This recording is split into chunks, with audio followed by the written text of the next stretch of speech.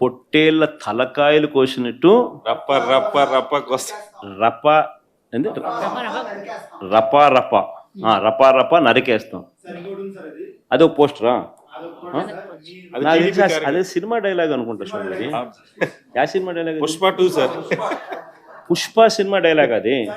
మరి నువ్వే చెప్తున్నావు స్వామి. అంటే ఇప్పుడు పుష్ప సినిమా డైలాగులు పెట్టినా కూడా తప్పేనా? అసలు డెమోక్రసీలో ఉన్నామా, డెమోక్రసీలో లేమా స్వామి మనం? ఇది నాకు అర్థం కావడా.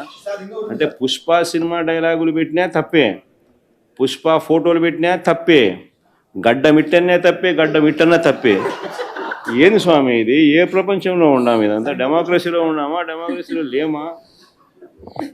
సార్ ఆ పోస్టర్ పట్టుకున్న అతను కూడా టీడీపీ కుర్రాడు సార్. అంతకుముందు టీడీపీ నాయకుడితో కలిసి దిగిన ఫోటోలు కూడా బయటకు వచ్చాయి. అతను టీడీపీ కార్యకర్త, టీడీపీ సంబంధించిన మెంబర్షిప్ కార్డు కూడా ఉంది అతని.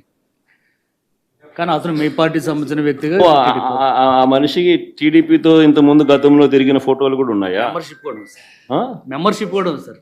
ఆ టీడీపీ సభ్యుడు కూడా మెంబర్షిప్ కూడా ఉన్నాడా? అంటే దాని అర్థం వీళ్ళే పెట్టించినారా? పెదకూరపాడు నియోజకవర్గం సార్. ఓ టీడీపీ సభ్యత్వం కూడా ఉందా మరి? మనది బాగా చూడండి అబ్బా. అయితే సభ్యత్వం కూడా ఉందంట.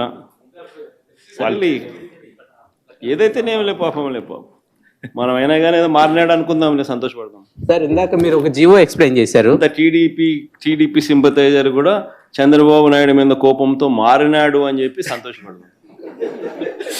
మారి టీడీపీని రప రప కోసేస్తానని కూడా అంటున్నాడని కూడా సంతోషపడదాం. నిజంగానే బాధ ఉంటుందేమో కదా వాళ్ళకు కూడా. అన్ని పథకాలు ఎగరగొడతా ఉన్నాడు, అన్ని అబద్ధాలు అయిపోయినాయి, ఫీజు రీయింబర్స్మెంట్ లేవు, ఆరోగ్యశ్రీ లేదు, రైతులకు పెట్టుబడి సహాయం రావడం లేదు, పెట్టుబడి గిట్టుబాటు ధరలు రావడం లేదు, మరో పక్క అబద్ధాలు మోసాలతో సూపర్ 6లు లేవు, సూపర్ 7లు లేవు. మరి ఆయన బతుకులు చిన్నాభిన్నం అయిపోయిన పరిస్థితుల్లో ఆయనలో మార్పు వచ్చిందేమో.